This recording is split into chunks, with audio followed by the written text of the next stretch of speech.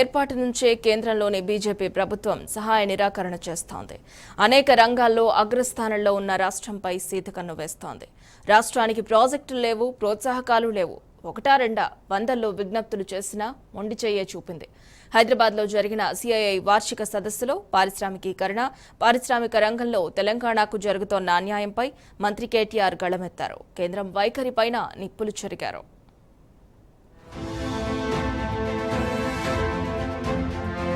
తెలంగాణ ఏర్పాటు నుంచి రాష్ట్రానికి అత్యంత కీలకమైన పారిశ్రామిక రంగంలో కేంద్ర ప్రభుత్వం నుంచి సహాయ నిరాకరణ కొనసాగుతున్నది.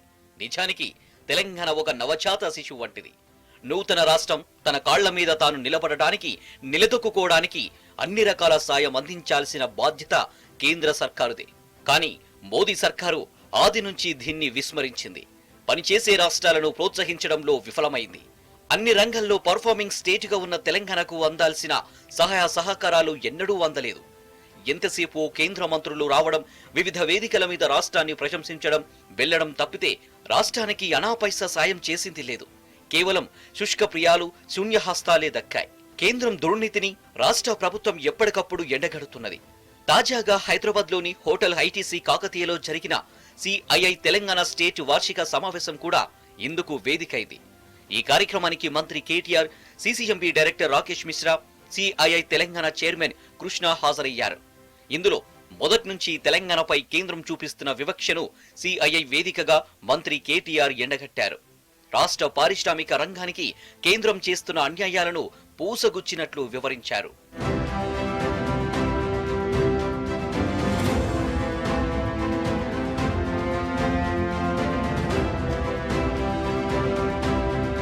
పార్లమెంటు సాక్షిగా రాష్ట్ర విభజన చట్టంలో తెలంగాణకు ఇచ్చిన హామీలను ప్రధానమంత్రి నరేంద్ర మోదీ నాయకత్వంలో వచ్చిన కేంద్ర ప్రభుత్వం తుంగలో తొక్కింది.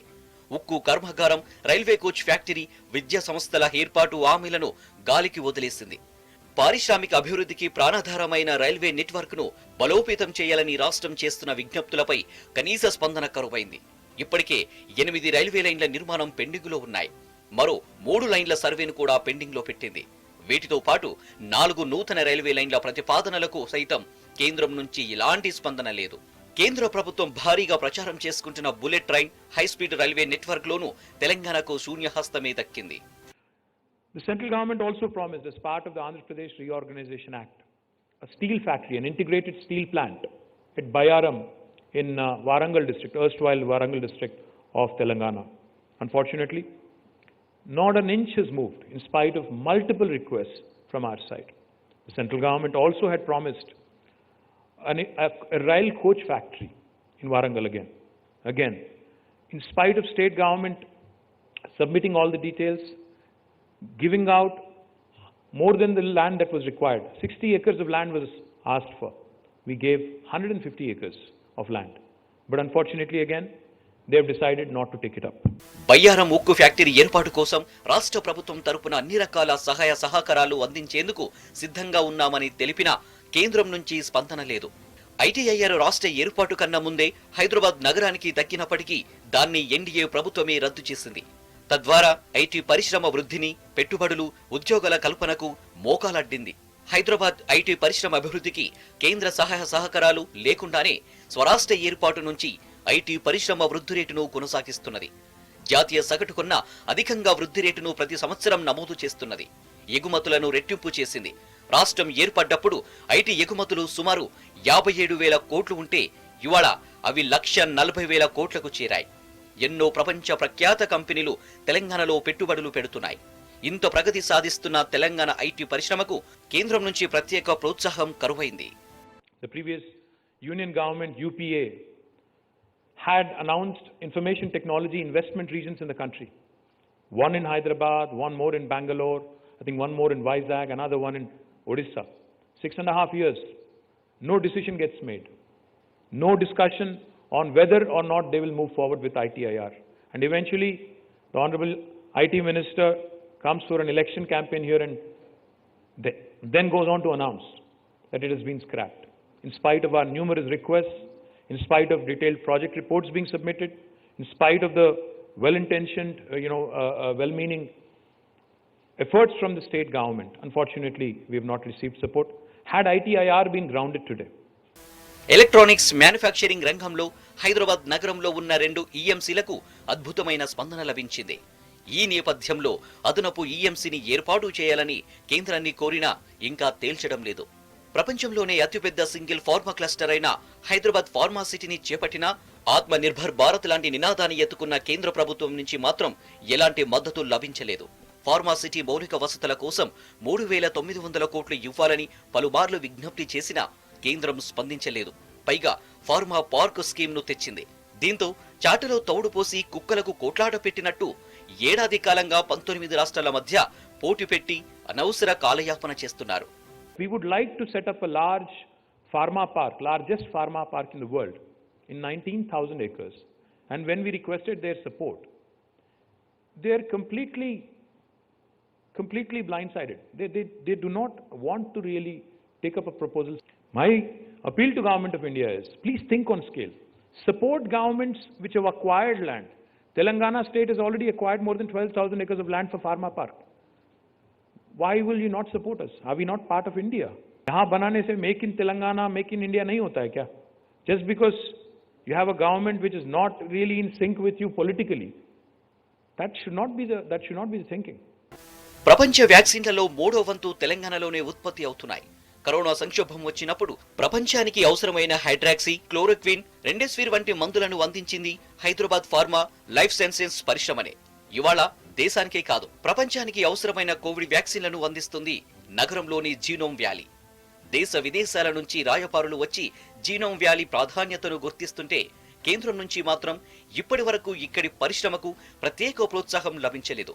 దురదృష్టం ఏమిటంటే జీనోమ్ వ్యాలీలో లైఫ్ సైన్సెస్ కంపెనీలు ఉంటే వ్యాక్సిన్ టెస్టింగ్ కోసం 100 కిలోమీటర్ల దూరంలోనే కజౌలీలో ఉన్న సెంట్రల్ డ్రగ్స్ ల్యాబొరేటరీకి వెళ్లాలి. ఇక్కడే టెస్టింగ్ కేంద్రం నెలకొల్పాలని ఎన్ని విజ్ఞప్తులు చేసినా కేంద్రం వాటిని ఖాతరు చేయడం లేదు. Hyderabad is the vaccine capital of the world. We manufacture 35% of global vaccines in Hyderabad out of Genome Valley. But you know where the vaccine testing laboratory is? We have to take our samples from here, travel 1,200 kilometers to Kasauli and get our samples tested there. What is the logic? What is the rationale? Can't we sanction a lab here? And does the state government have to plead with you, beg with you to get a lab sanctioned? Even in the middle of a pandemic? I don't understand this logic. Hyderabad లో అద్భుతమైన aerospace defence ecosystem ఉన్నప్పటికీ కేంద్రం తలపెట్టిన defence industrial కారిడార్లలో తెలంగాణకు ఒక్కడి కూడా కేటాయించలేదు. ఇలాంటి ecosystem లేని ఉత్తరప్రదేశ్లోని బుందేల్ఖండ్కు డిఫెన్స్ కారిడార్ మంజూరు చేశారు. పారిశ్రామికాభివృద్ధి, పరిశ్రమ అవసరాల కన్నా పాలిటిక్స్ కే ప్రాధాన్యత ఇచ్చింది కేంద్ర ప్రభుత్వం. పైగా డిఫెన్స్ ఏరోస్పేస్ పరిశ్రమలో రీసెర్చ్ ఇన్నోవేషన్ ను పెంచేందుకు ఒక defence incubator centre of excellence ను మంజూరు చేయాలని అడిగినా కేంద్రం నుంచి కనీస స్పందన లేదు. చివరికి ఏరో ఇంజిన్ కారిడార్ ప్రకటించాలని కోరినా లెక్క చేయట్లేదు. Hyderabad has a very, very strong defense and aerospace ecosystem. So I went and met the Honorable Defense Minister about 2 years ago. I requested her. I said, Madam, we have several large institutions in Hyderabad, DRDL, DRDO, RCI, and several others, defense establishments. There's a strong business ecosystem, strong, SME ecosystem. If a defense industrial production corridor is created between Hyderabad and Bangalore, it will really help the nation. But you know where it goes to? It is sanctioned to Bundelkhand, where there is no defense company. Because they have 80 parliament seats there, and Telangana and Karnataka and Andhra have, I think, less than 80. కేంద్రం ప్రకటించిన mega cluster పాలసీలో భాగంగా Kakatiya mega textile పార్కుకు సాయం అందించాలని ఎన్నిసార్లు విజ్ఞప్తులు చేసినా తెలంగాణ విన్నపం చెవిటోడు ముందు శంఖమూతిన చందమే అయింది. దేశంలోని అతిపెద్దదైన కాకతీయ మెగా టెక్స్టైల్ పార్కుకి బొండి చెయ్యే మిగిలింది. ఈ పార్కుకు కనీసం ఆర్థిక సాయమైనా చేయండయ్యా అని అనేక విజ్ఞప్తులు చేసినా కేంద్రం నుంచి ఒక్క రూపాయి దక్కలేదు. రాష్ట్రంలోని 90% పైగా మరమగ్గాలు సిరిసిల్లలో ఉన్నాయి. వేలాది కార్మికులకు ఉపాధి దొరుకుతుంది. సిరిసిల్లలో mega powerloom cluster, textile research institute, Indian institute of handloom టెక్నాలజీని అన్న ఏర్పాటు చేయాలని కోరితే కేంద్ర ప్రభుత్వం వీటిలో దేన్ని పట్టించుకోలేదు. A large pharma park is being created in Hyderabad. Support it. A large textile park is created. Largest textile park in the country is created in Warangal. The state government has already done its bit. Support it. My request to Government of India is, instead of confining yourselves to lip service. I think put your money, onto the promise of making India truly great, making India truly a country to reckon with in the larger scheme of things. ఇలాంటి సముద్ర తీరం లేకుండానే తెలంగాణ రాష్ట్ర ఉత్పత్తుల వృద్ధి rate జాతీయ సగటు కన్నా ఎక్కువగా ఉన్నది. ఎగుమతుల విషయంలో 2019-20 సంవత్సరంతో పోల్చుకుంటే 2020-21 సంవత్సరానికి సుమారు 15.5% వృద్ధి రేటును నమోదు చేసింది. అభివృద్ధి పథంలో దూసుకుపోతున్న తెలంగాణకు ప్రత్యేకంగా ఒక డ్రై పోర్టు ఇవ్వాలని కోరిన కేంద్రం నుంచి నిరాశ ఎదురైంది. National highway authority of India తాజాగా ప్రకటించిన 23 మల్టీ మోడల్ లాజిస్టిక్ పార్కుల్లో ఒక్కటి కూడా తెలంగాణకు దక్కలేదు. కనీసం రాష్ట్రంలోని పారిశ్రామిక పార్కులకు కేంద్రం సహాయం దక్కలేదు. Seriously, I mean, they make all these nice statements. It won't just happen by sloganeering. Make in India बोलने से नहीं बनता है. My appeal to Government of India is, please think on scale. Support governments which have acquired land. Why will you not support us? Are we not part of India? यहाँ बनाने से make in Telangana, make in India नहीं होता है क्या? Just because you have a government which is not really in sync with you politically. That should not be the thinking. Telangana ఏర్పాటు తర్వాత పారిశ్రామిక అభివృద్ధిలో భాగంగా మౌలిక వసతుల కల్పన, నూతన పారిశ్రామిక పార్కుల అభివృద్ధికి అత్యధిక ప్రాధాన్యత ఇస్తున్నారు. అందులో ఫార్మాసిటీలో బల్క్ డ్రగ్ పార్క్, సుల్తాన్పూర్లో మెడికల్ డివైస్ పార్కులకు కేంద్ర ఫార్మాస్యూటికల్ శాఖ నుంచి దక్కింది శూన్యం. రంగారెడ్డి జిల్లా మంకాలలో ప్లాస్టిక్ పార్కుకు కేంద్ర పెట్రో కెమికల్ శాఖ ఇచ్చింది ఏమీ లేదు. స్టేషన్ కన్పూర్లో లెదర్ పార్కు కేంద్రం నుంచి ఎలాంటి ప్రత్యేక సహాయం రాలేదు. జహీరాబాద్ నిమ్చుకు ప్రత్యేక హోదా ఇచ్చినప్పటికీ మౌలిక సదుపాయాల కల్పన కోసం కోరిన అదనపు నిధులను ఇవ్వలేదు. ఇలా గత కొన్ని సంవత్సరాలుగా తెలంగాణకు న్యాయం దక్కాల్సిన ప్రాజెక్టులు, పథకాలు, ప్రోత్సాహకాల విషయంలో కేంద్రానికి విజ్ఞప్తి చేస్తూనే ఉన్నామని మంత్రి కేటీఆర్ తెలిపారు. కేంద్రమే రాష్ట్రానికి ప్రాజెక్టులను ఎత్తగొడుతున్నదని మండిపడ్డారు. సంవత్సరాలు గడుస్తున్నప్పటికీ కేంద్రం నుంచి సానుకూల స్పందన రావడం లేదని, అందుకే సిఐఐ వేదికగా తెలంగాణ ప్రజల గొంతుకను గట్టిగా వినిపిస్తున్నామన్నారు. పారిశ్రామిక రంగంలో కేంద్రం చేసిన అన్యాయాన్ని ప్రస్తావిస్తున్నామని చెప్పారు. Telangana has been, in fact, as I pointed out, a very progressive state, a state which has continued to encourage business, a state which has continued to focus only on getting the job done. The kind of support we have expected from Government of India in the last 6.5 years has not come about. It has been 6.5 years. No special incentive has been given. No announcement has been made, even though it was embedded in the AP Reorganization Act. An act is statute. It's a law. And if Government of India does not honor its own promise made in the Parliament, who will? I think that's a question that needs to be answered, that needs to be addressed by Government of India. ప్రధాని మోదీ నేతృత్వంలోని కేంద్ర ప్రభుత్వం తెలంగాణపై వివక్ష చూపిస్తున్నప్పటికీ CM KCR నాయకత్వంలో తెలంగాణ అన్ని రంగాల్లో అగ్రగామిగా దూసుకుపోతున్నది. స్వరాష్ట్ర ఏర్పాటు నుంచే అభివృద్ధి, సంక్షేమం ప్రధానాంశాలుగా భావించి ముందుకు పోతున్నది. రాష్ట్రం ఏర్పడ్డ 7 ఏళ్లలోనే వ్యవసాయం నుంచి ఐటీ వరకు అన్ని రంగాల్లో అద్భుత ప్రగతి కనబరిచింది. ఐటీ పరిశ్రమ నుంచి మొదలుకొని pharma, life sciences, aerospace, defence వంటి కీలక రంగాల్లో అద్భుతమైన ప్రగతిని సాధించింది. కేంద్ర ప్రభుత్వం, ప్రపంచ బ్యాంకు కలిసి నిర్వహించే ఈఓడిబి ర్యాంకింగ్లోనూ తెలంగాణ క్రమం తప్పకుండా అగ్రస్థానంలో నిలుస్తున్నది.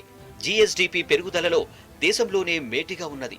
గత 6 ఏళ్లుగా పారిశ్రామిక రంగ అభివృద్ధికి రాష్ట్ర ప్రభుత్వం చేపట్టిన కార్యక్రమాలు, విధానాలను ప్రపంచం మొత్తం అభినందించింది. ఇలా సీఎం కేసీఆర్ అద్భుతమైన నాయకత్వ పటిమ, దూరదృష్టితో ఇతర రాష్ట్రాలకు ఆదర్శంగా నిలుస్తున్నది.